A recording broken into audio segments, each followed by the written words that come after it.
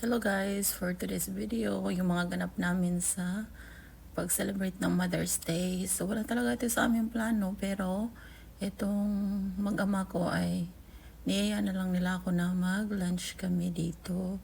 So dito pala kami sa restaurant kung saan malapit lang sa beach. So kahit nakaupo ka lang dyan sa restaurant, pag natanaw mo yung beach ganyan, nakikita mo siya. Sobrang malapit lang talaga. So, nag-drive kami ng mahigit 1 hour galing sa bahay namin.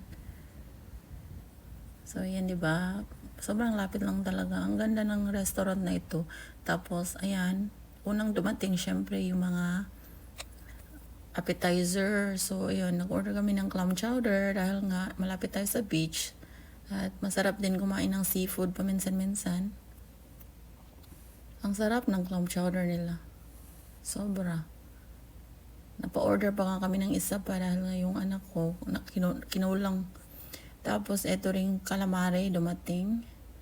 Ang sarap. Tamang-tama lang yung anghang ng sauce. At ito naman yung main course ko. Salad lang po yung in-order ko. Yung asawa ko itong chicken wrap. At tapos ang anak ko naman ay nag-order ng chicken strips. Ayan lang. Konti lang pong in-order namin. Hindi na po ako nag-inom pa ng wine. Pagkatapos namin sa beach, ay ayan, uuwi na rin kami. Pero matagal din kami doon. Nasa 4 hours din kami doon nagtatambay. At pagkatapos ay nagpagas muna kami. At nagre-restroom. Kaya ayan, pumasok tayo sa gas station. At akala ko naman yung anak ko ay bibili talaga ng pagkain, ng snacks. Kasi ako, parang hindi ko alam anong bibilhin ko, pero nakita ko yung ice cream.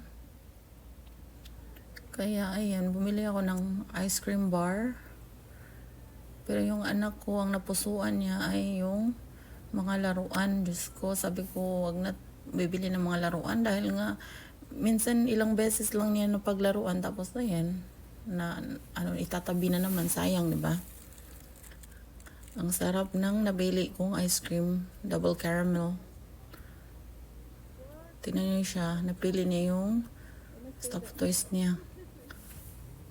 Thank you guys for watching. Happy Mother's Day to all. Bye.